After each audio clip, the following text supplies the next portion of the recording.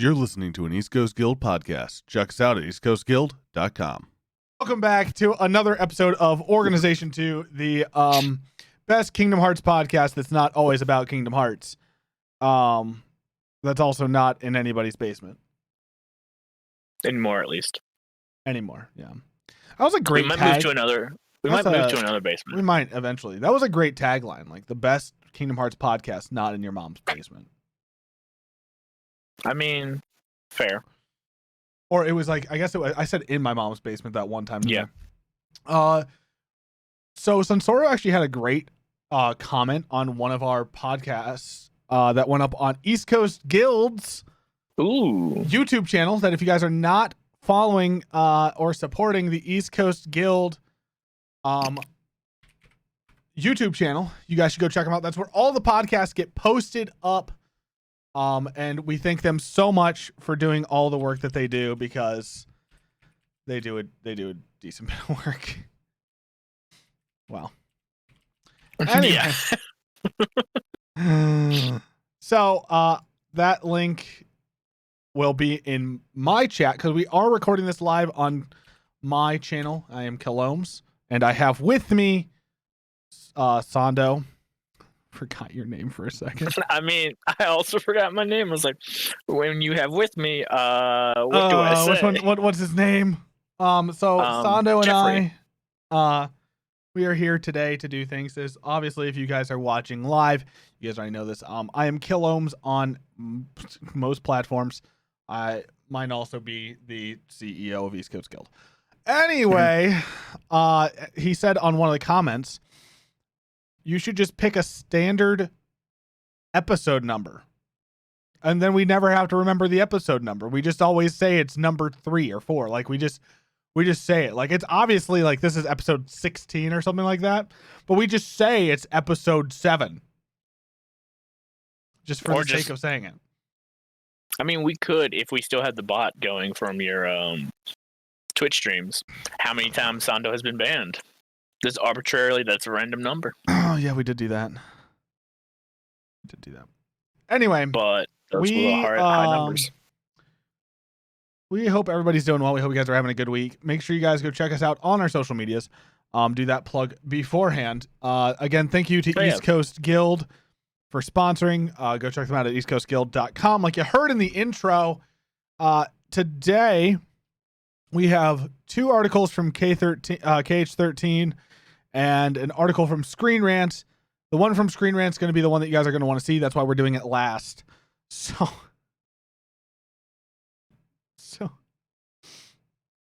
bad. It's like if you want our content, you got to wait for it. We're also both wearing the same sweatshirt. I mean, I have a darker colored one. Yeah, black versus gray. Big God. Hey, it allows me to wear underwear. That's fair. Also, if you guys have any questions, please toss them into our Guilded under Kills Content podcast questions. We have a spot right there, so that way if you guys have any questions on what we're talking about or anything like that comes up, we can check that later on in the show and do that. Or ask them in our chat, and maybe we will catch it. But our chat is moving so fast that it's hard to keep up with. We can't keep up with anything. Mostly because we're incompetent, but I was gonna say, do you hear the cricket sounds? I do. All right, so the first one we're gonna talk about is that Kingdom Hearts Melody of Memory was named the best rhythm game by 2021. Oh, that's what one you're gonna do first. Okay. Esquire Gaming Awards, by the 2021 Esquire Gaming Awards, which, by the way, can we just talk about the fact that this game came out in 2020? So yes, that's my first kind of a little bit problem with it, but I also the Esquire Gaming Awards is a men's magazine, Esquire. Yes. Continue. Sorry. And so the men's, I was taking a drink of soda when you said that. Oh, okay. So. The men's magazine Esquire has revealed their gaming awards for the past year. In Kingdom Hearts, Melody of Memory was named the best rhythm game. I'm also pretty sure it was the only rhythm game to come out last year. There were a couple other ones, but I wouldn't consider them super rhythm. Because I know Fuser came out. Here's the thing, though. Were they made by a AAA title? No. No. Indie game. I'm not gonna lie. Look, I love indie games, but there's not going to be an indie game that's going to beat out Kingdom Hearts or Final Fantasy. Like, that's not going to happen. It depends on how badly Square screws up. Which honestly hasn't happened that much as we'd No. like it to. Yeah. Because that would be more entertaining news.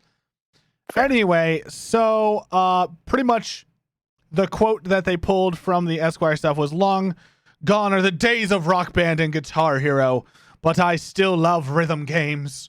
So when a series with such iconic and personally nostalgic music like Kingdom Hearts decides to make one, I was pumped. Then, as with all things Kingdom Hearts does, it went even deeper than I expected. Like the complex card-based combat in Chain of Memories." I'll touch on that in a second. "Melody of Memory created another elaborate system. In typical Nomura fashion, the game even includes a pretty exciting main story development." No, it doesn't. "Playing through the masterpieces by series composer and gaming music icon Yoko Shimura is a thrill. Now all we need is a new theater rhythm Final Fantasy." Which we already have, but we don't Well, have. yeah, we have that one, but only. it's a remake of that one, like, or a new one. I mean, fair. Anyway, one, I don't know that I'd call this a combat system.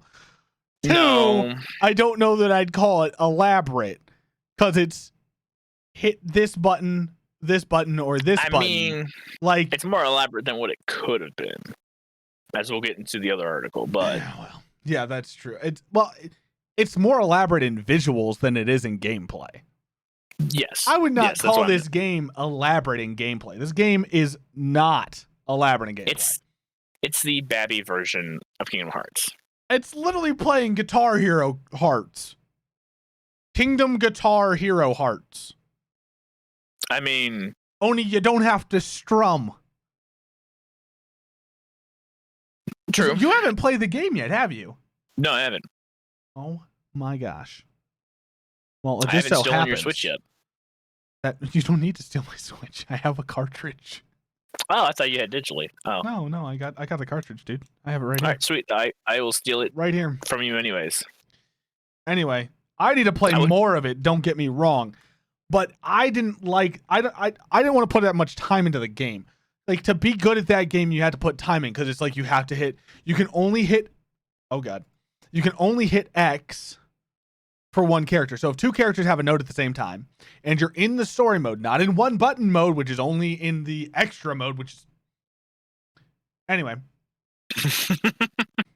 There's some accessibility problems I have with the game, and I think I've voiced those before, at least in stream. I can voice them here too. But if you want Goofy and Sora to hit at the same time, you have to hit like X and R, or X and L to hit at the same time. And if you want all three to hit, then you have to press all three of those buttons at the same time. So like, okay, don't get me wrong, it's not like hard, but your brain wrapping around the fact of, because as an FPS player, I'm used to hitting more than one button at a time, but they're not synchronized motions every single second of the gameplay. Right? Like, I mean, joysticks are one thing, but then like my pointer fingers aren't used to having to press both of them while I'm pressing X. Like, that's just not natural. Like, I'm not jumping, ADSing, and shooting all at the same time. Like, that's very rare and far between. And so like with the how that's mapped and stuff, like, I don't know, that's why I liked one button mode really like a lot, because one button mode was very nice for the fact of I didn't have to put time in. Like, I played so much music in high school and stuff. Like, I played saxophone for the past 15 years. Like, I could do it. I don't want to do it. Like, I don't want to play a video game to have to go through that. Yeah.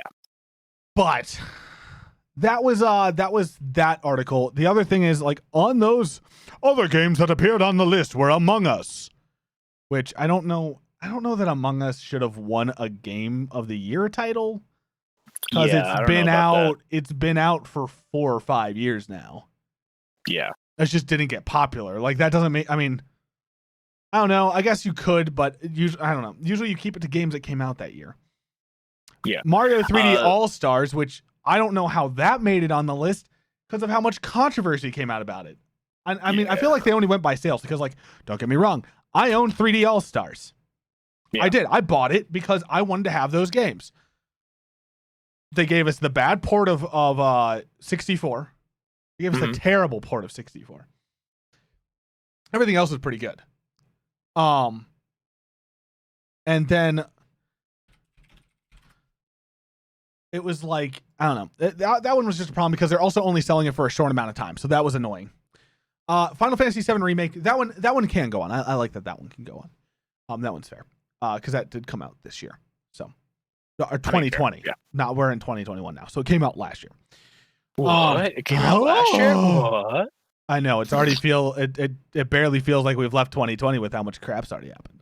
Other games that appeared on the Anyway, you guys can get Mom if you want it for PS4, Xbox One, and Nintendo Switch. You caught me off guard with that one. I caught myself off guard with that one. So good job. All right. Well, Sando, then I guess I'll let you start it off and take it away with the interview with co-director Masanobu Suzui. I might have butchered that. I'm so sorry, Suzaki? Guys. Yeah. What? Who is the co-director of Melody of Memory. And he shared some highlights. He gave a couple highlights and challenges that they had with creating Melody of Memory, including like track selection, how they wanted to do the gameplay, stage building, everything essentially. But this article that we have is not the full thing. I found out. Yeah, you can read the full thing on the Square Enix blog, but it is what we have is enough, honestly. Well, that's the nice part about KH13 is they take the stuff that like it's important. It's like their job to take what's important that we need, you know, not to give us everything. Yeah. Because they're just, well, and here's the thing. I mean, they're doing what Kingdom Hearts fans like. Just give me half of the game and then hide the rest of it behind a 14-year wait time. Oh, no. Instead of this, a 14-page read time. Right?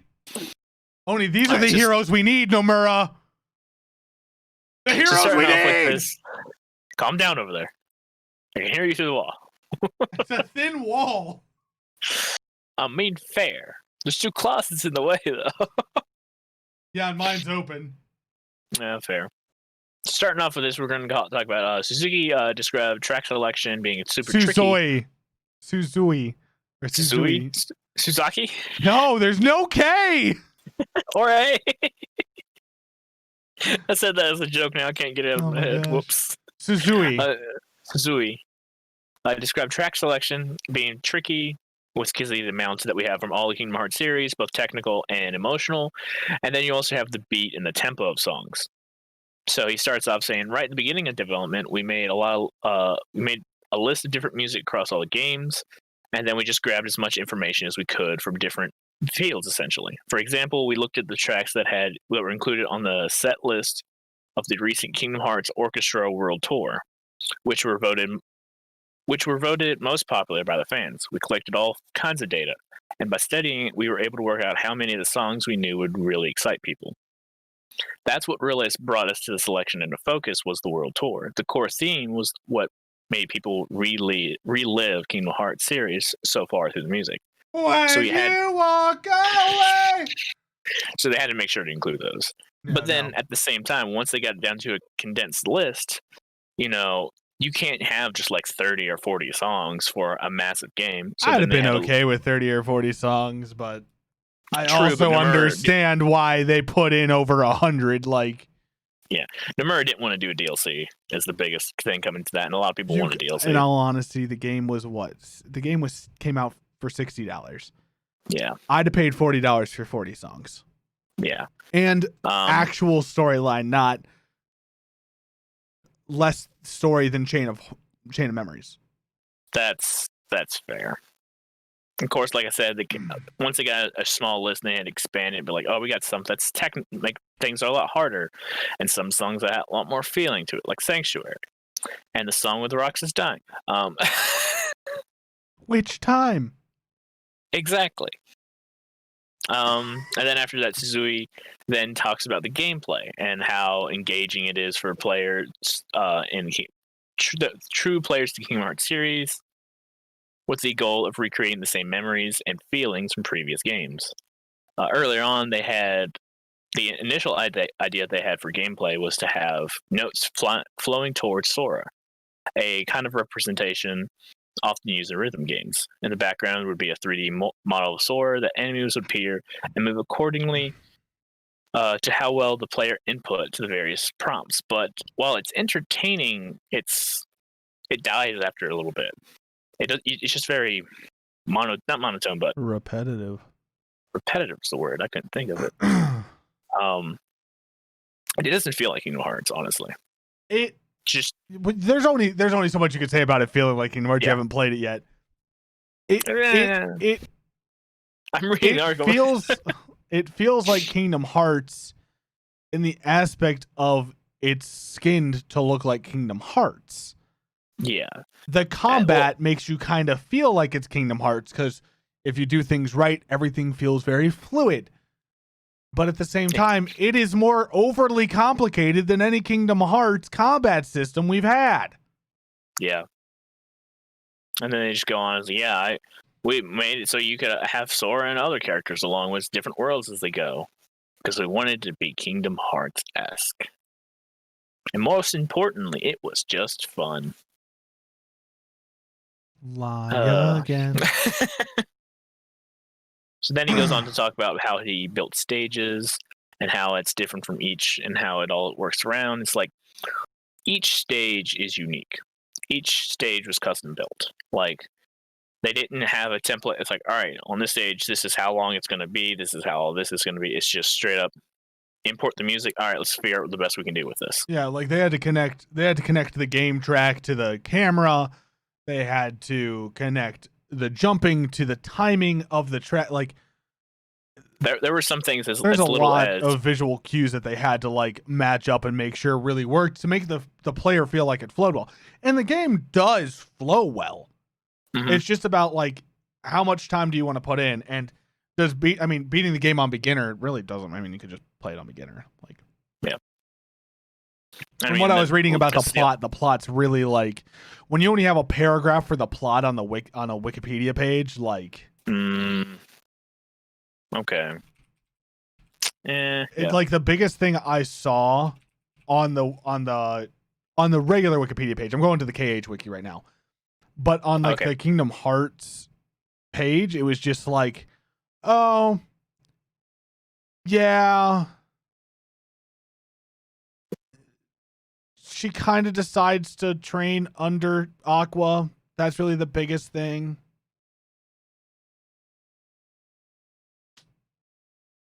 I guess. I like reading this article. On the game's various difficulty settings, Suzui shared that Proud Mode was the difficulty that underwent the most iterations to ensure note sequences and enemy placements that were challenging but still straightforward to the player and synchronized with a particular track. So it doesn't matter if you play any of the difficulties, the tracks are all the same, everything is identical, it just means there's more enemies and more notes for you to hit. Yeah, that's it. That's the upscaling is generic upscaling for a rhythm game. Question for you. Yes. I don't know if you want to look it up. We probably should have looked it up between the last episode and this one. Is there a secret movie? No, I looked it up in the last episode. Oh, okay. I wasn't sure. Because I looked up and I was like, is there a secret ending? And we like looked at like 4 or 5 different articles. It's like, there's no secret ending. And I was like, well, then there's no point in playing it on Proud Mode. Yeah, okay. Like, cool. Like, sweet. There's no point to play it on Proud Mode. Now, I don't know past that. Like, I mean, I'm still kind of surprised that speedrun.com didn't pick up a thing for it. I understand why, but it's also like, wow, they didn't pick a thing for it. At all. They don't have anything for it. Like they have nothing on speedrun.com for speedrunning this game because it would be mostly menuing anyway because all the song takes the same amount of time no matter how much health you lose. Yeah. And so like I was looking it up, I was like, well, what about Mom? Is Mom going to be on here? You know, like what's going to happen? And just no. Nothing. No. Nothing. I mean, there'll probably be a run where somebody goes through all of Mom on. I don't think it's going to be worth it because of how much time it's going to take. I don't think it'll be worth it either, but I know somebody will do it. Somebody will do it, but it won't become an actual speedrun. Unless, like, because there's speedrun.com, and then was there another site that people go to for It's SRL, I think. SRL?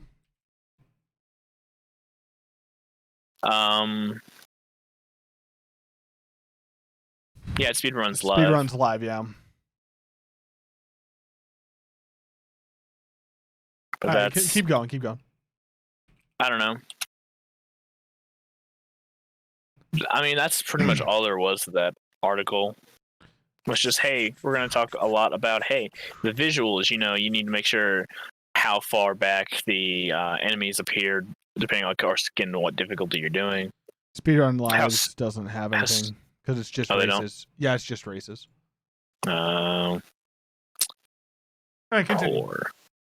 Yeah, SRL, you've changed, buddy.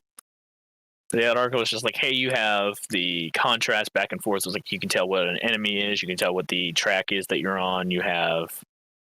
I do want to actually test it out because I want to know if Unversed are in Mom. You going to look it up real quick? Not currently. I was not looking that up.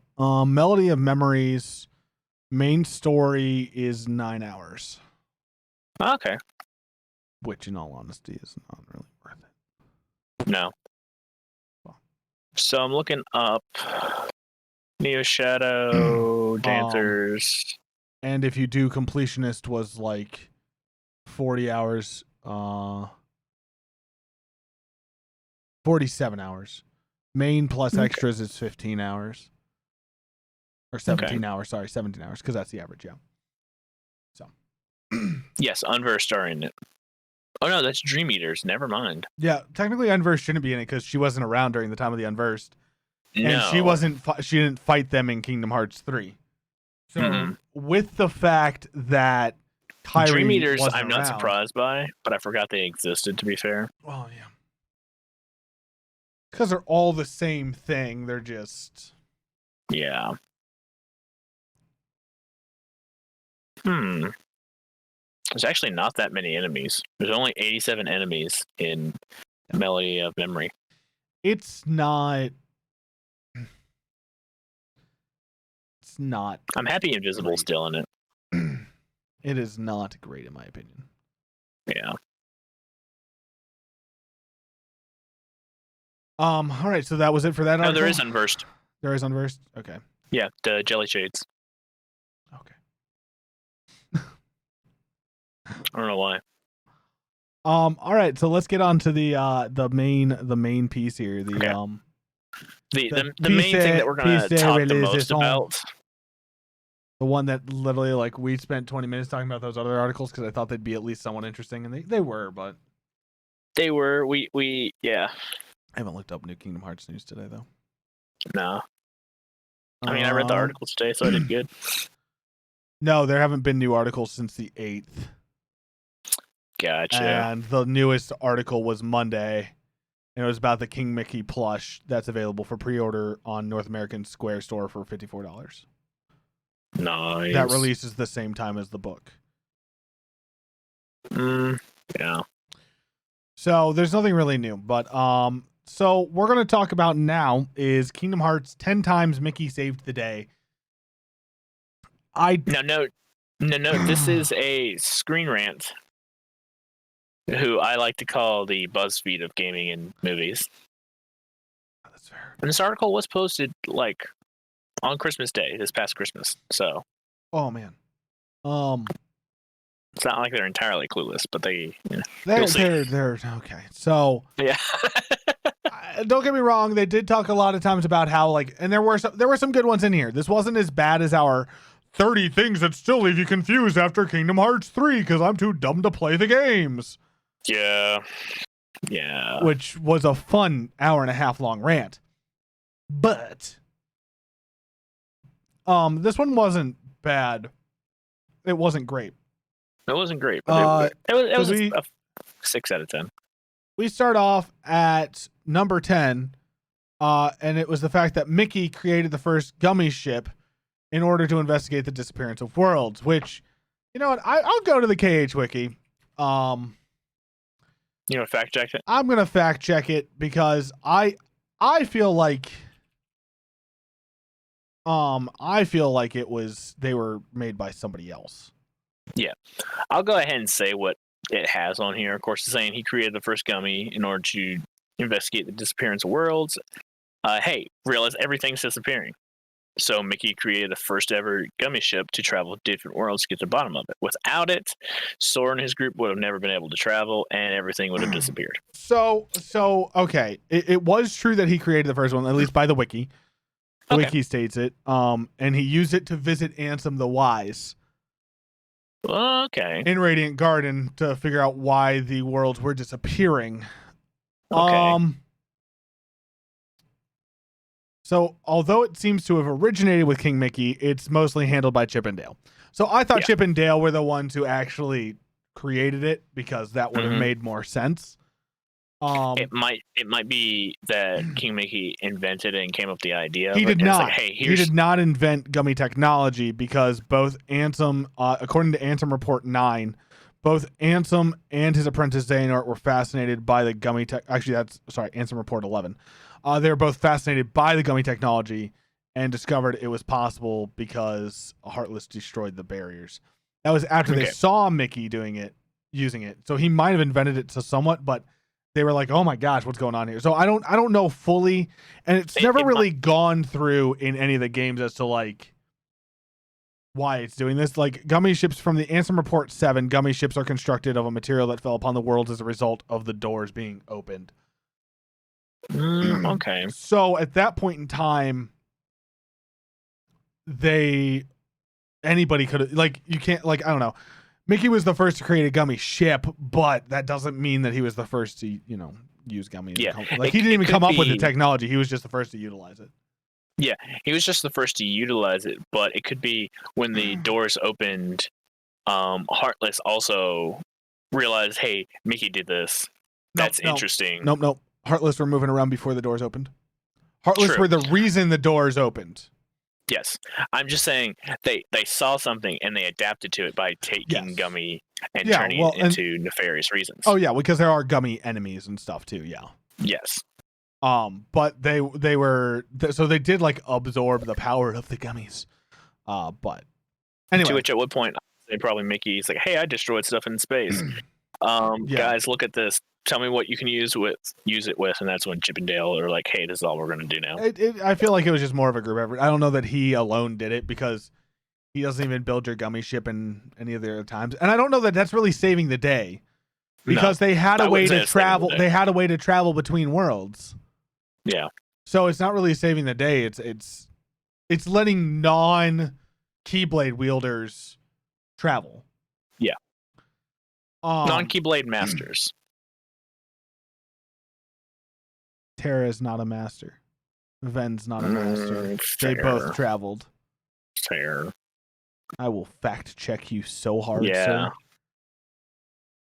I forget things, man. I want you to know I stopped and I just like looked over at you like you could see me and I was like, are you serious? I could feel it through the wall. I was like, you're kidding me.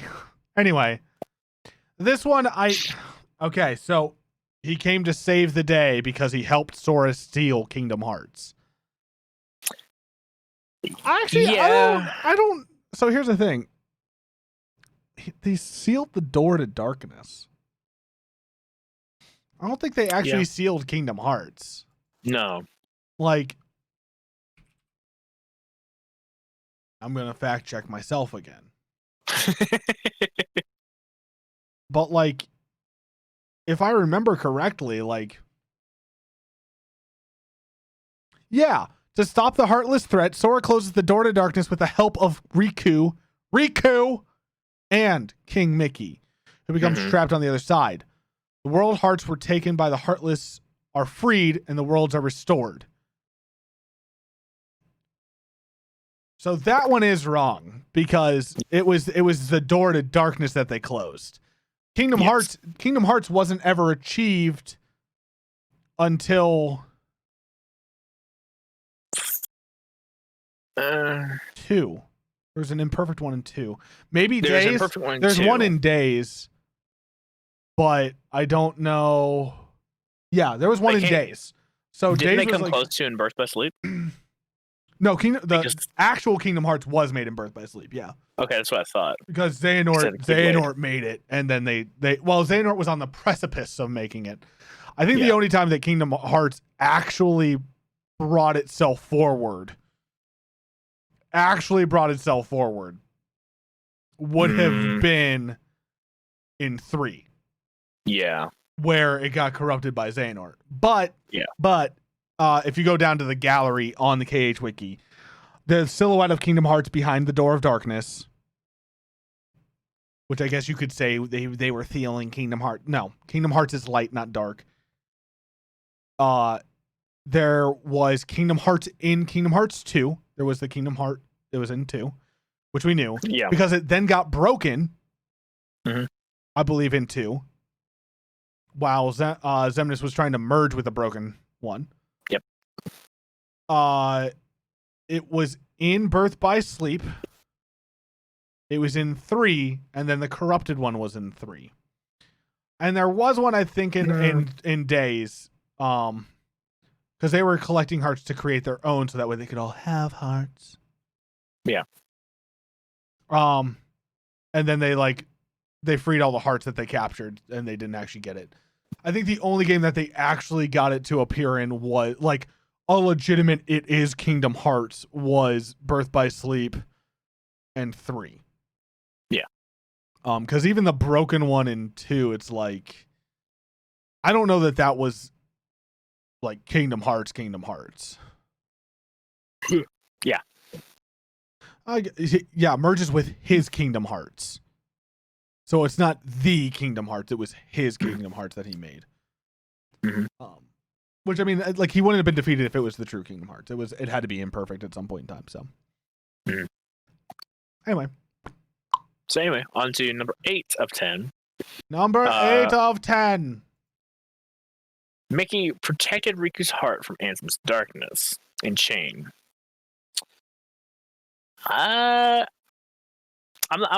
gonna let you stay up to the fact checking, but I believe it's 100% correct. I don't think that one's wrong. No, because Ansem was trying to take over Riku, so he could, use a Keyblade. But Mickey saved him because light was stronger than darkness in this attempt, and that's just he intervened, saving him. But replica challenges Riku to fight. Riku wins, destroying the replica. I don't know if I would consider that Mickey Mouse saving the day.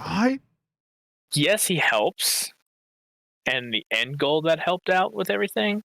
But I don't know if in the instance that would have been, he saved the day. The whole series is fixed because of this. It would have made things more interesting. All right. Well, then at the same time, you still have Dark Rikus as well. By the KH Wiki, he makes his way through the castle with the assistance of King Mickey, which we knew that. Mickey is not then again mentioned in their covering of the story until after defeating Ansem, Riku, and Mickey go to the crossroads outside the castle, where Diz appears once again and asks to ask if Riku will be following the road to light or the road to darkness. Instead, Riku chooses the middle road to dawn. Yeah. So, I mean, yeah, I'm sure that might be a cut scene, but it's like you're also then like trying to say that Riku doesn't have the power inside him to do it, and that's what makes the fact that, I mean, Sora's still not a master. Sora is not a Keyblade master, and he can't be a Keyblade master right now because he doesn't exist.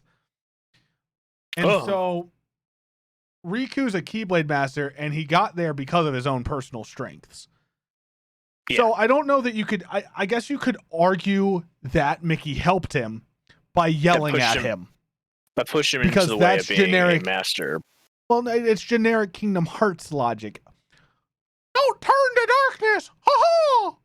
And okay, I won't. Like that's Kingdom Hearts logic, and that's helping save him from that. Like he had to overcome Ansem stuff on his own. Like he did. Like, and then it got to the point in after days where he's like, I accept this. Yeah. And he went down that path, which is why he then had to go down the path he went down in 2 to find himself and find out who he was. So I don't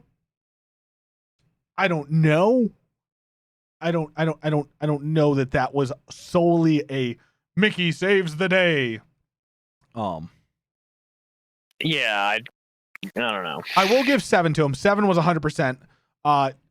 Mickey did come and save the day when Sora and Donald and Goofy were trying to escape Twilight Town. Or as we call it, Tutorial Town. Yes, Tutorial Town from Kingdom Hearts 2. Mhm. Because they didn't remember anything after Chain of Memories, obviously. Yeah, And they just they woke up were- and they're like, we Yeah. don't even know what these enemies are. We've What's never going even on? seen these. We're trying to get out and trying to get away. Yada, yada, yada. We're getting really tired. We can't, there's too many of them. Mickey beats the crap out of them, says, go get onto the train. Yeah, go see Yensit. Mm-hmm. I That agree one with I will number. give credit for. I agree with number 6. Number 6 was that he would step in during boss fights for Sora. If you're good enough at the game, you'll never see this though. Yeah. So it's a toss up. Like it happened, Mm-hmm. but it is possible that you would never see this. Like if you played on beginner or normal, you probably never saw this because you were probably overpowered for Zaldin, who was the only one that would have stopped you. Yeah. Or if you went and fought for the screenshot it has is the Heartless boss in Beast Castle. That one can be a pain It if you do it too quickly. Yeah, it can be, but I still feel like Beyond that, yeah. most of the time it was specific battles, but Mhm. That or Cerberus. The first time we fought Cerberus, yeah, that one was a pain. because if you don't know how to use the limits with what's his But face, and that's going into game comp mechanics. The more I talk about that, it is you- it's yeah, finicky yeah, stuff. it's finicky. 5. This one's also true. This was, I don't know that it was Yeah. a saved the day because Mickey saves Ansem the Wise. He was getting attacked by nobodies towards the end of Kingdom Hearts 2, and Sora managed to make it to the Organization 3 hideout quick enough to actually save him and all that stuff up. He got Ansem the Wise got surrounded by nobodies, and Mickey cleared them out. I mean, I he don't know saved that I'd Ansem call the it. Wise. I don't know. I'd call it saving the day because he just saved Ansem the Wise. Yeah, I would consider that in the moment that was saving what was going on. That was saving helped. his day. That was Yes. saving Ansem's wa- day. That it did was not. Well, actually, I guess you could argue because if he didn't have that ray to shoot at Kingdom Hearts, then it wouldn't have broken, and therefore Xemnas would have had more power. So you could throw the argument either way, I guess. Okay. Fair. You could 4 pull that. helping Aqua go through the realm of darkness. Okay, so as somebody that played 2.8 and played the 0.2 fragmentary passage, Mm-hmm. Mickey is not around for a lot No. of that game. He is there for maybe an hour of Yeah, he like shows up 6 hours of gameplay. I need to replay it. I don't remember Like- anything from it. He's there, but he is not there for a lot. Yeah. And so like they say she would have been consumed by countless Heartless that attacked her. She did get consumed by darkness. We saw that in Kingdom Hearts 3. Yeah. She 100% got consumed by darkness. It happened. Mhm. Sora had to save her because she was about to kill Riku and Mickey. Yeah. So like that one, I don't know that he saved the day because he still didn't bring her back. He didn't bring her back from the realm of darkness. He locked her into the realm of darkness when he lost his shirt. Like, this is how Nomura explained why he was just in his shirt and the pants without his shirt on, because his shirt got torn up by Heartless as he was like with the Kingdom Key D. Oh, okay. I didn't know that. Yeah. He That's- literally 0.2 was to explain a plot hole. Okay. Like a Okay. silly plot hole, but a plot hole nonetheless. And so The that Mario was plot hole. right. So that was it. It was just, I don't know that I agree. I don't like disagree, but I don't agree with it. Yeah. Saved Riku from the Demon Tower. Okay. Yeah. This is our biggest one that we This is one where I'm like, yes, but no. Because Riku also saved Mickey like 4 times during that same frickin' fight. This is another Yeah. Kingdom Hearts 3. I'm like, I almost wonder if the person actually played Kingdom Hearts 3 or if they watched somebody play Kingdom Hearts 3. Because the thing is, this fight was so stupid. This is a fight that it wasn't just one that you watched, it's one you had to play. And you had to play as Riku. So yeah, he gets consumed at one point and he's about to die and Mickey does save him. But it was because his Keyblade broke. Yeah. And even then, like, yeah, he saves the day, but it's also like they were fighting the thing, so why would he stop fighting the thing? So I don't know that it was like saves the day, doesn't save the. I mean, yeah, he saves the day, but it's also the tagline that says, of course, it's like, hey, Riku's Keyblade broke, threatening to consume him. Though fans didn't see it, Mickey somehow managed to drive the Demon Tower back on his own. Well, Riku really couldn't do anything except maybe cast magic, because his blade was broken. And we also watched Mickey set the thing away. And we also watched Mickey do it. Like, it's like I don't know. It's one of those things of like, do people not have common sense when playing video games sometimes? Or do they just blink in this 5 minutes? You're like watching and you watch this thing get like this opening, like this small opening that grows, and you're like, oh, the thing got cut in half. Like that's obvious. I don't know what happened. I didn't see it. I'm like, are you? Come on. Yeah. I'm just. Saved Ventus after he lost against Vanitas. Yeah, that happened. That happened in Birth by Sleep. He got there right in the nick of time to help Ventus fight Vanitas because Vanitas was overpowered. He also did help Aqua during the fight with merged and possessed Ventus. Who had the Keyblade? Which why did they put the X there? Like it's the Greek letter. I'm burping. It's the Greek letter key. Calm down. Like it's the Greek letter key. It's a swirly X. Don't get me wrong, but it's not. Yeah, I don't know. It's not the X blade. No, it's like they call them Keyblades because it was named after the key blade. Mm-hmm. Anyway. And then 2 also still goes hand in hand with 1. It does. Or 1, he helps. It's the same Aqua. frickin' fight. It's like it's the same set of cutscenes. Like in Mickey's head, or if you're watching it from Mickey's point of view, you show up, you fight Ben one, fight and then you Vanitas. turn around and you have to fight him again. Like it's you watch this, you turn around and look at Aqua and Terra, you go help them out, and then you come back and Vanitas. Then you turn back around and you're like, wait, how did this happen? You didn't even go and help. He doesn't even go and help Terra because he's not friends with Terra. He doesn't meet Terra throughout the entire storyline because you don't get a D-Link with him. And it ticked me off because everybody else you got D-Links with got double EXP with Mickey. And the only way you got double EXP was with that D-Link. It was annoying. Yep. So he goes and helps Aqua out with a couple of stuff and comes back and Ventus is all evil and it's like, well, all right, well, we got to do this now. Let's just destroy the Keyblade. I'm sorry, the X-Blade. And then then they send Ventus off. It's like, hey, go get better. Aqua, you and I are going to go do something. And then I'm going to lock you in the door in the realm of darkness. Sorry, I'm looking at the 15, there was another article the things that was 15 things you didn't know about Square Enix Disney crossovers. Oh no. And number 15 was Star Wars Kingdom Hearts crossover. I'm like, that never even happened. And it was like, this could have happened. Now, no, this was written 4 years ago. So it's like, okay, I get it. Like, but still, it's like that never, anyway. I'm not gonna look at old articles because those things just make you upset, like when they're even older. Don't worry, there was one that I clicked on. I looked at just briefly. The 5 best and 5 worst Keyblades.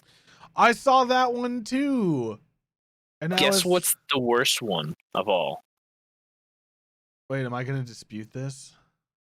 We can go through this really quickly. How much time have we done? We got 15 minutes. All right, let's go through this. Send it to me real quick. Send it to me. Oh, wait, never mind. I found it. You found it? Yeah. All right. So they have By the way, first off, the 5 best and the 5 worst, and Lily, it starts off with 10. Yeah. So it starts off back and forth. I don't like the way it's done on this.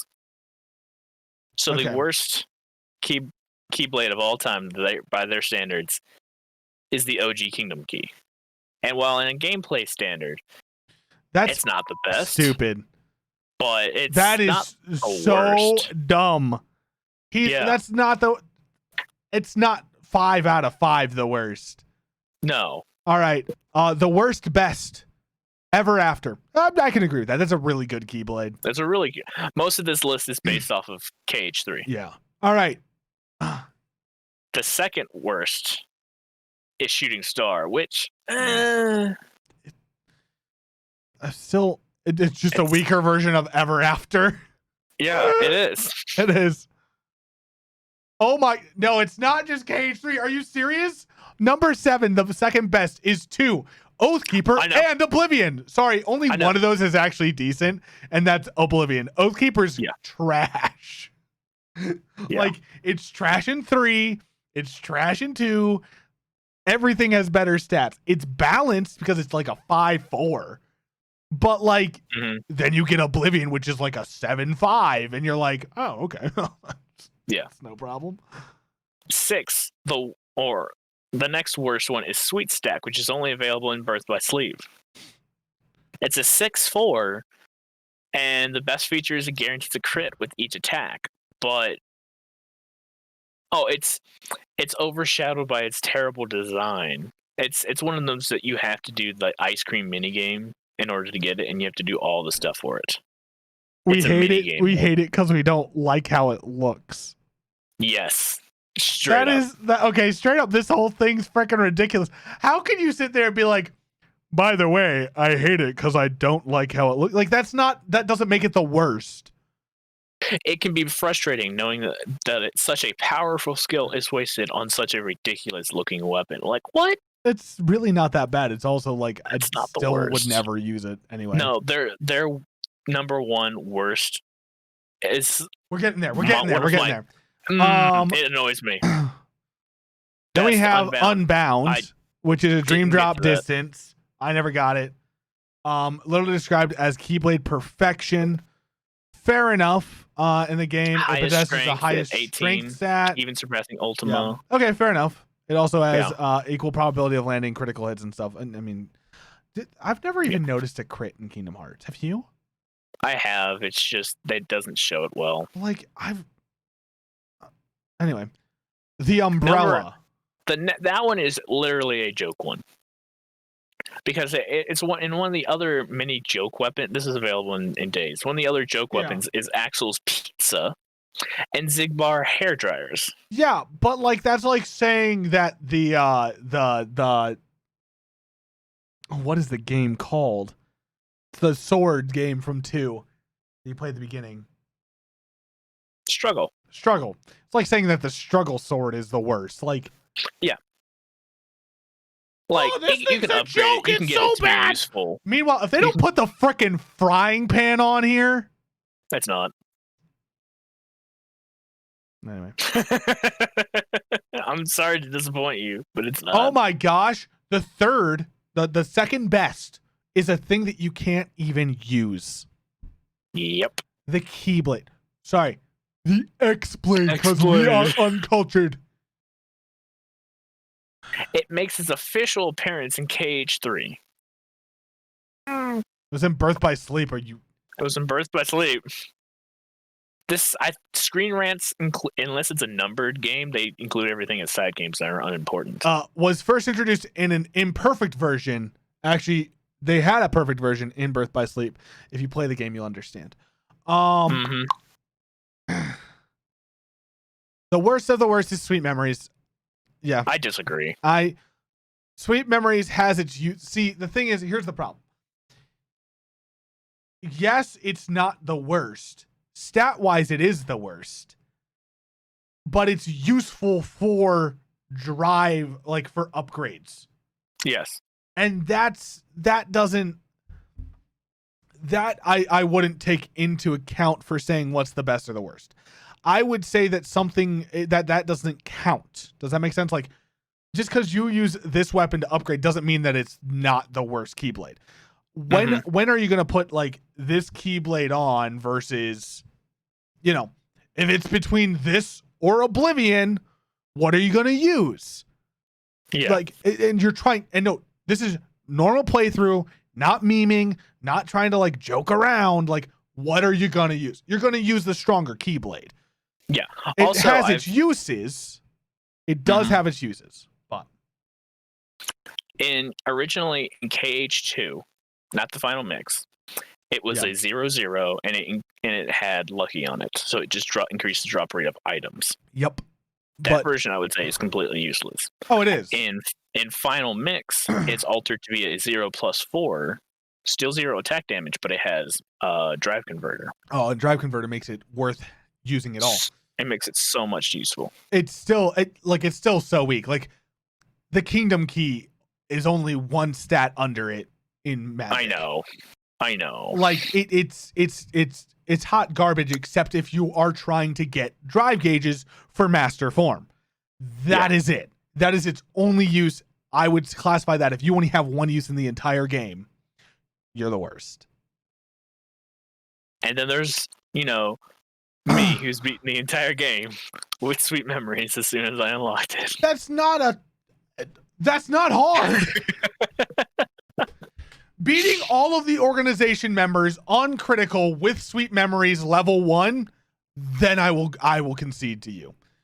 But you're not gonna put in the 60 hours to do it. Because it's 60 hours just for that part. Here's another thing I do. I can emulate it, so that way I start off with it as soon as I get Roxas. I mean, yeah, you could do that. That's fine. I mean, that's the thing though. Like, I'm just saying, like, it's not good. I agree. And you can still do a level 1 critical, get all the way to the end, and then do the part that I'm talking about. I know. Anyway, the last one that of course wins is Ultima. Ultima is just, it's single-handedly, it is the overall throughout the entire series the best Keyblade. Hands down, it is the strongest Keyblade in both stats. Not necessarily in an individual stat, but in both stats, it is the best averaged weapon. Because there is one other weapon. I'm actually surprised. Why did they put the Keyblade in when they could have put the mushroom Keyblade in? Because that would have been such a spectacular second weapon. It's got the highest magic stat in the entire series. I'm actually surprised they put Unbound in, because I didn't realize Unbound was strength-wise stronger than Ultima. Yeah, it is. That's what it was saying. It was because it's at 18 and Ultima is only ever at like 13 to 15. But the next article, the Keyblade origins and purpose. We're not getting into that. No, we're not going to get into that. That's going to make us upset. Yeah. I don't know. This one's just kind of silly. I think the way that they set it up was silly. You should just do like the 5, like even if it's saying the 5 worst or the 5 best, you could do 5 out of 5 for each of them, Yeah. That part I think is silly. Also just like some of the choices, like the umbrella, like why would you pick the umbrella? That's just silly. Sweet Stack is so good. Who cares how it looks? Like, choosing that I don't like something based on how it looks. Oh, Screen Rant's the one that did 30 things about Kingdom Hearts that make no sense. Yep. Did you forget that? I did. I see the article right here on my screen. Yeah. Oh, we debunked all of these in a previous one. Yeah. The fake Twilight Town has some big inconsistencies. No, you just didn't play the games. No one's concerned about a space whale? You're not worried? Where are you reading this? Oh, I went to it. I went to the. Oh, why? I don't know. I feel like taking another hour to go through how terrible it was. Riku sure changed sides quickly. Yeah, so would you if you were under the influence of magic.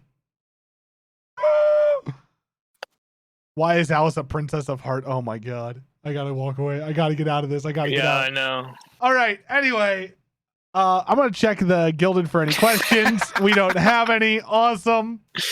Wait, before you go away, I have another great question. 24 out of 30. How far could the raft even carry them? Man, imagine not understanding a plot device. Number 23. The supplies you collected for the raft were pitiful. Dude, I got 3 coconuts for that thing, okay? I know. That was a lot of work. I love that. You're also expecting like 11-year-olds to know how to pack for a journey. Like, anyway. Plus, they had Titus. Make sure, yeah, exactly. They had Titus. Titus, remember, it's Titus. Titus. What was the best armor? There's no real armor in Kingdom Hearts, to be honest.